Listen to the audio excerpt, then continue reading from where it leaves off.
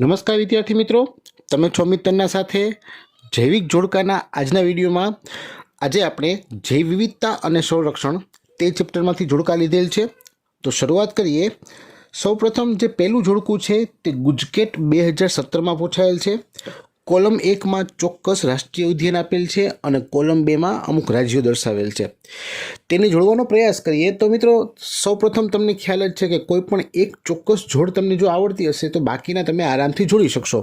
તો અહીં ગુજરાતમાં ગીર રાષ્ટ્રીય ઉદ્યાન છે તેનો આપણે ખ્યાલ છે. ક્લિયર? તો તેને આધારે જોડકું સહેલાઈથી જોડી શકાય. પરંતુ ખાસ યાદ રાખવું કે આપણા દેશમાં આવા 90 રાષ્ટ્રીય ઉદ્યાનો છે. આ એક અલગ વિકલ્પ તમારે યાદ રાખવાનો થશે. ક્લિયર? હવે આપણા જોડકા તરફ આગળ વધીએ તો જે કાઝીરંગા રાષ્ટ્રીય ઉદ્યાન છે તેની સામે આવશે આસામ. ત્યારબાદ ટંડોબા રાષ્ટ્રીય ઉદ્યાન છે તેની સામે આવશે મહારાષ્ટ્ર. કોર્બેટ રાષ્ટ્રીય ઉદ્યાનની સામે આવશે એક ઉત્તરાખંડ અને ગીર રાષ્ટ્રીય ઉદ્યાન છે તે આવશે ગુજરાતમાં. ક્લિયર? તો જોડકું એકદમ સરળ છે. ત્યારબાદ આગળ વધીએ નેક્સ્ટ જોડકા તરફ. તો જે નેક્સ્ટ જોડકું છે તે આપણી ગુજરાત બોર્ડની 2012ની એક્ઝામમાં પૂછાયેલ છે. ક્લિયર? તો સૌપ્રથમ સ્તંભ 1માં સુરખાબની સંવર્ધન ભૂમિ, મહાકાય ઉડતી ખિસકોલી, રાતા ઘઉં અને પેઇન્ટેડ ડેડકો એવી સ્પેશિયલ માહિતી આપેલ છે. જ્યારે સ્તંભ 2માં ચોક્કસ સ્થાન દર્શાવેલ છે, જગ્યાઓ આપેલ છે. બરાબર છે? તો મિત્રો સાચો જોડકું જોડવાનો પ્રયાસ કરીએ. સૌપ્રથમ સુરખાબની જે સંવર્ધન ભૂમિ છે તે તમને ખ્યાલ હશે કચ્છના મોટા રણમાં જોવા મળે છે. ત્યારબાદ મહાકાય ઉડતી ખિસકોલી શુલપાણેશ્વર, રાતા ઘઉંનો પ્રદેશ ભાલ પ્રદેશ જાણીતો પ્રદેશ છે અને પેઇન્ટેડ ડેડકો છે તે વલસાડમાં જોવા મળે છે. ક્લિયર? તો સાચું જોડકું થશે એ સામે 4, બી સામે 3, સી સામે 1 અને ડી સામે 2. ક્લિયર? નેક્સ્ટ જોડકા તરફ આગળ વધીએ તો અહીં જે જોડકું છે તે ગુજરાત બોર્ડની 2015ની એક્ઝામમાં પૂછાયેલ છે. ક્લિયર? જોડતા જઈએ તો રાષ્ટ્રીય ઉદ્યાન આપેલ છે અને સામે રાજ્ય આપેલ છે, જે રીતે હમણાં જોડકું જોયું એ પ્રમાણે જ. તો જે સૌપ્રથમ રાષ્ટ્રીય ઉદ્યાનની વાત કરીએ તો તેમાં સૌપ્રથમ આપેલ છે સુંદરવન. ક્લિયર? તો જે સુંદરવન છે એ પશ્ચિમ બંગાળમાં જોવા મળે છે. ત્યારબાદ કાઝીરંગાની વાત કરીએ તો તે આસામમાં, કોર્બેટ છે તે યુપીમાં અને કાન્હા છે તે મધ્યપ્રદેશમાં. ક્લિયર? તો આ રીતે સાચું જોડકું તમે જોડી શકશો. રાજ્ય સામે રાષ્ટ્રીય ઉદ્યાનને જોડવાનો પ્રયાસ કરવાનો છે. ક્લિયર? ત્યારબાદ આગળ વધતા જઈએ તો બાકીના જોડકા અહીં રજૂ કરું છું. તો મિત્રો તે પૈકી જે અગત્યનું જોડકું કહી શકાય કે જે આ પાઠમાં તમને ખ્યાલ હશે ઘણી બધી આંકડાકીય માહિતી આવે છે. બરાબર છે? તો એ બધી આંકડાકીય માહિતી આપણે જોડકા સ્વરૂપના પ્રશ્નો માટે અગત્યની છે એમ કહી શકાય. અભ્યાસ કરતા સમયે પણ તમે તમારા શિક્ષક પાસેથી તેનો અભ્યાસ કર્યો હશે અથવા તેની જાણકારી મેળવી હશે. ડિટેલમાં જોતા જઈએ તો કોલમ 1માં દેશ આપેલ છે, જ્યારે કોલમ 2માં પક્ષીઓની જાતિ આપેલ છે. ક્લિયર? તો જોતા જઈએ તો સૌપ્રથમ દેશમાં કોલંબિયા છે તો તેમાં સામે આવશે ક્યુ એટલે કે પક્ષીઓની 1400 જાતિઓ જોવા મળે છે. ત્યારબાદ ન્યૂયોર્કની વાત કરીએ તો તેમાં 105, ભારતની વાત કરીએ તો 1200 જેટલી પક્ષીઓની જાતિઓ અવેલેબલ છે. જ્યારે ગ્રીનલેન્ડની વાત કરીએ તો તેમાં 56 પક્ષીઓની જાતિઓ જોવા મળેલ છે. ક્લિયર? ત્યારબાદ નેક્સ્ટ જોડકા તરફ આગળ વધીએ તો કોલમ 1માં સજીવ સમૂહ આપેલ છે, જ્યારે કોલમ 2માં લુપ્ત થવાના ભયની ટકાવારી દર્શાવેલ છે. મિત્રો આ જોડકું એકદમ અગત્યનું છે, કારણ કે જે લુપ્ત થવાનું જે ટકાવારી છે એ અમુક સ્પેસિફિક સજીવની જ આપણે ખ્યાલ છે. બરાબર છે? ટેક્સ્ટબુક આધારિત જોતા જઈએ તો આપણે આ જોડકામાં સૌપ્રથમ પક્ષીઓની જાતિ વિશે અભ્યાસ કર્યો છે તો તેમાં જોવા મળશે કે 12% જેટલી જાતિઓ છે તે લુપ્ત થવાના ભયની ટકાવારી દર્શાવે છે. ક્લિયર? ત્યારબાદ વાત કરીએ ઉભયજીવીની જાતિઓમાં 32% આવશે. સસ્તનની જાતિઓની વાત કરીએ તો 23% જેટલી જાતિઓ છે તે લુપ્ત થવાના ભયના આરે છે. અને અનાવૃત બિદદારીની વાત કરીએ તો તેમાં આવશે આશરે 31% જેટલી જાતિઓ લુપ્ત થવાના આરે છે. ક્લિયર?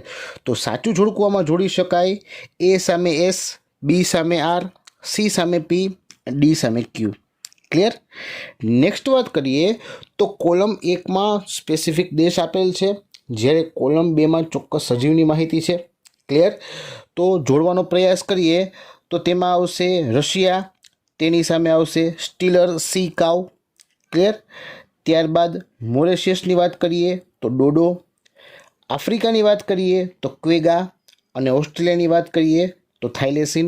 ક્લિયર? તો આ સ્પેસિફિક માહિતી તમે ટેક્સ્ટબુકમાંથી પણ અભ્યાસ કર્યો છે। અહીં આ રીતે જોડકું જોડી શકાય। ક્લિયર?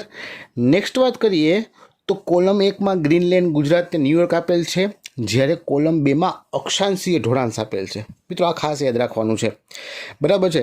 અક્ષાંશીય ઢોળાંશ અનુસાર વાત કરીએ તો જે ગ્રીનલેન્ડ છે તે 71 ડિગ્રી નોર્થ, ત્યારબાદ ગુજરાતની વાત કરીએ તો 22.25 ડિગ્રી નોર્થ, અને ન્યુયોર્કની વાત કરીએ તો તેમાં આવશે 41 ડિગ્રી નોર્થ।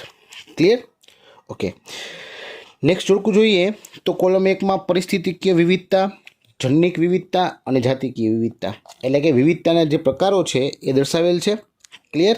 અને તેની સામે કોઈ સ્પેસિફિક પ્રદેશ અથવા તો સજીવની માહિતી છે। જોડવાનો પ્રયાસ કરીએ તો સૌપ્રથમ જે પરિસ્થિતિકીય વિવિધતા છે તે સ્કેન્ડિનેવિયન પ્રદેશમાં જોવા મળે।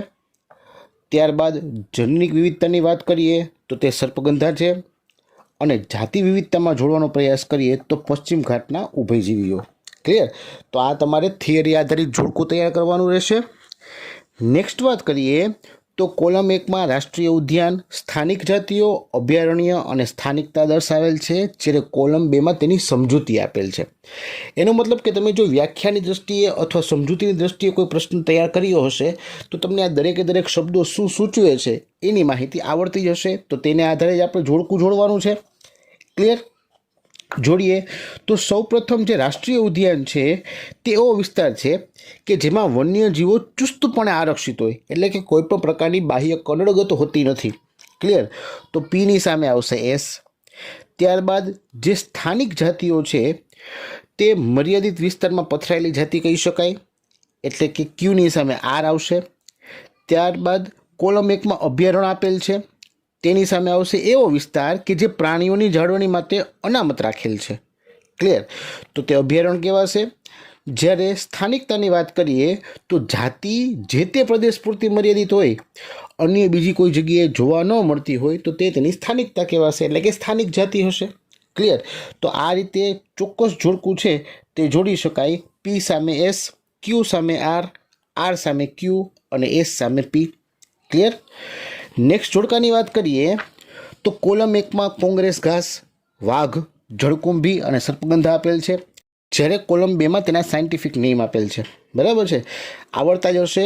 જોડવાનો પ્રયાસ કરીએ તો સૌપ્રથમ જે કોંગ્રેસ ઘાસ છે તેની સામે આવશે આર, એટલે કે પાર્થેનિયમ। ત્યારબાદ વાઘ છે તે પેન્થેરા। ત્યારબાદ જળકુંભી જે છે એ તમને ખ્યાલ છે આઇકોનિયા કહેવાશે। હું અત્યારે આખા નામ નથી બોલતો, માત્ર પ્રજાતિ જ બોલું છું। અને સર્પગંધા છે તે રાલ્ફી આવશે। ક્લિયર? તો આ રીતે એ સામે આર, બી સામે એસ, સી સામે ક્યુ અને ડી સામે પી જોડી શકાય। બરાબર છે? ત્યારબાદ કોલમ 1માં પરિસ્થિતિવિદો આપેલ છે, એટલે કે ચોક્કસ વૈજ્ઞાનિકોના નામ છે, જ્યારે કોલમ 2માં તે વૈજ્ઞાનિકનો ફાળો દર્શાવેલ છે। ક્લિયર? આ પણ અગત્યનું જોડકું છે અને દરેક પ્રશ્ન અલગ વિકલ્પ તરીકે પણ પૂછી શકાય। બરાબર છે? તેને જોડતા જઈએ તો જે ડેવિડ ટિલમેન છે તેમણે પ્રયોગશાળાની બહાર ભૂખંડો પર નિવસન તંત્રના પ્રયોગો કરેલા, એટલે કે તેમની સામે આવશે એની સામે એસ। ત્યારબાદ રોબર્ટ મે તેમણે જાતિ વિવિધતાનો વૈશ્વિક અંદાજ લગાવેલો। ત્યારબાદ એલેક્ઝાન્ડર વોન હમ્બોલ્ટની વાત કરીએ તો જાતિ વિસ્તાર સંબંધો વિશે માહિતી આપેલી, અને પોલ એહરલિંકની વાત કરીએ તો તેમણે રિવેટ પોપર પૂર્વધારણા, બરાબર છે, તેના વિશેની માહિતી આપેલી। તો આ બાબતે યોગ્ય જોડકું જોડીએ તો એ સામે એસ, બી સામે પી, સી સામે આર અને ડી સામે ક્યુ આવશે। ઓકે, ત્યારબાદ નેક્સ્ટ જોડકામાં પવિત્ર ઉપમન અને રાજ્ય આને સંગત વિકલ્પો જોડવાના થશે, એટલે કે કોલમ 1માં ચોક્કસ જગ્યા આપેલી છે અને કોલમ 2માં રાજ્ય આપેલ છે। આ પવિત્ર ઉપવનો જે કોલમ 1માં છે તેને જોડતા જઈએ તો અરવલ્લી પર્વતો છે તે રાજસ્થાનમાં દર્શાવેલ છે। ત્યારબાદ ચંદા અને બસ્તર છે તે મધ્યપ્રદેશમાં સ્થિત છે। ખાસી અને જૈંતિયા પર્વતોની વાત કરીએ તો તે મેઘાલયમાં છે, અને પશ્ચિમ ઘાટની વાત કરીએ તો કર્ણાટક, મહારાષ્ટ્ર અને સરગુજા આવી શકે। ક્લિયર? તો આ રીતે જોડકું જોડી શકાય। ત્યારબાદ નેક્સ્ટ જોડકામાં 3 કોલમ આપેલ છે. કોલમ 1માં ચોક્કસ પરિષદ ક્યારે યોજાયેલી હતી એ પરિષદનું નામ છે. કોલમ 2માં એ ક્યારે યોજાયેલી હતી એનો મતલબ કઈ સાલમાં યોજાયેલી હતી તે માહિતી છે. અને કોલમ 3માં એ પરિષદ કયા સ્થળે યોજાયેલી હતી એ સ્થળની માહિતી છે. ક્લિયર? બહુ અગત્યનો પ્રશ્ન છે, ઘણી વખત અલગ MCQમાં પૂછાયેલ છે, નીટ ગુજકેટ માટે પણ કામનું કહી શકાય. બરાબર છે? તો એ પ્રકારે જોડવાનો પ્રયાસ કરીએ તો સૌ પ્રથમ જે પૃથ્વી પરિષદ છે તે 1992માં યોજાયેલી, બરાબર, અને રિયો ડી જેનેરો બ્રાઝિલમાં. ત્યારબાદ વિશ્વ પરિષદની વાત કરીએ તો 2002માં યોજાયેલી જોહાનિસબર્ગ સાઉથ આફ્રિકામાં. અને મોન્ટ્રિયલ પ્રોટોકોલની વાત કરીએ તો તે આવશે 1987માં મોન્ટ્રિયલ કેનેડામાં. ક્લિયર? તો આ રીતે સાચું જોડકું જોડેલ છે. ત્યારબાદ લાસ્ટ જોડકાની વાત કરીએ તો કોલમ 1માં પૃષ્ઠવંશીઓ, ન શોધાયેલ કીટકો, વનસ્પતિઓ અને અપૃષ્ઠવંશીઓ આપેલ છે, જ્યારે કોલમ 2માં ચોક્કસ આંકડાકીય માહિતી આપેલ છે. ક્લિયર? મિત્રો, તમે એમેઝોનના વર્ષાવનના જંગલો વિશે માહિતીનો અભ્યાસ કર્યો હશે તો તેના આધારે આ જોડકું જોડવું સહેલું થઈ જશે.